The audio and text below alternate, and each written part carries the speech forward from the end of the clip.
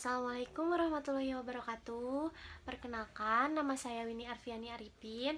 Saya berasal dari kelas 2D.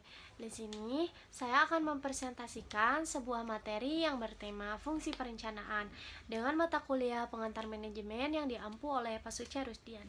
Di sini saya akan menjelaskan 8 pembahasan, diantaranya yaitu ada pengertian secara umum, yang kedua pengertian dalam konteks organisasi, yang ketiga mengapa perencanaan itu penting, yang keempat hubungan perencanaan dengan fungsi lainnya, yang kelima jenis-jenis perencanaan, yang keenam proses penyusunan perencanaan, yang ketujuh pendekatan dalam perencanaan, dan yang terakhir hambatan dalam perencanaan.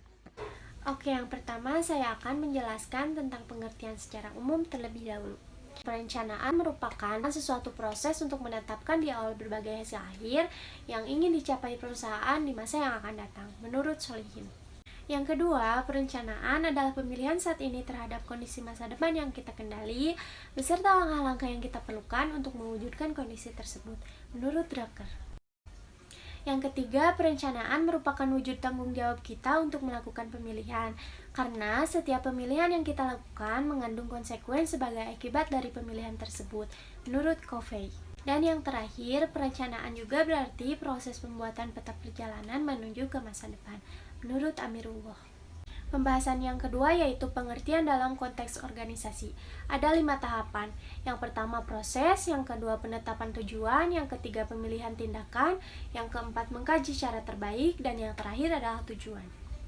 Pembahasan yang ketiga yaitu mengapa perencanaan itu penting, karena yang pertama untuk mengkoordinasikan usaha-usaha, yang kedua untuk mengatasi perubahan, yang ketiga untuk pengembangan manajer, yang keempat untuk pengembangan standar kinerja, dan yang terakhir adalah perencanaan mengurangi ketidakpastian.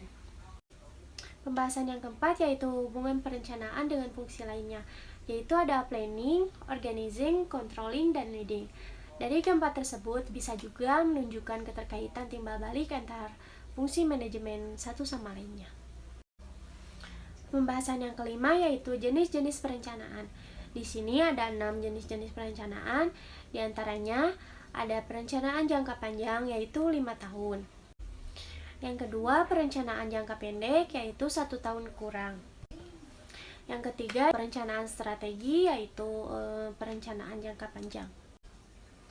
Dan yang keempat, perencanaan operasional yaitu perencanaan produksi, keuangan, SDM, dan pemasaran. Perencanaan yang kelima yaitu ada perencanaan sekali pakai, diantaranya yaitu ada proyek, program, dan anggaran. Yang keenam yaitu ada perencanaan tetap, diantaranya yaitu ada kebijaksanaan, prodesur, dan aturan. Pembahasan keenam di sini ada proses penyusunan perencanaan. Di sini merumuskan visi, misi, dan tujuan terlebih dahulu. Lalu forecasting, dan forecasting itu dibagi menjadi 2, yaitu ada faktor pendukung tercapainya tujuan dan ada juga faktor penghambat tercapainya tujuan. Dari faktor kedua tersebut dibagi juga menjadi 2, ada internal dan eksternal. Menjadilah perencanaan. Pembahasan yang ketujuh yaitu ada pendekatan dalam perencanaan. Ada 3. Yang pertama pendekatan perencanaan inside out dan pendekatan inside in. Yang kedua perencanaan pendekatan top down dan perencanaan bottom up. Dan yang ketiga pendekatan perencanaan kontingensi. Pembahasan yang terakhir itu ada hambatan dalam perencanaan. Penolakan dari dalam diri perencana terhadap penetapan tujuan dan pembuatan rencana untuk mencapainya, yaitu keengganan melepaskan tujuan, terus minimnya pengetahuan tentang organisasi, minimnya juga pengetahuan tentang lingkungan, dan rasa kurang percaya diri. Yang kedua, keengganan yang lazim dari para anggota organisasi untuk menerima rencana karena perubahan yang akan ditimbulkan. Yang pertama ada ketidakpastian mengenai sebab dan akibat dari perubahan. Yang kedua, keengganan untuk melepaskan keuntungan yang ada. Dan yang terakhir itu ada kesadaran akan kelemahan dalam perubahan yang diusulkan.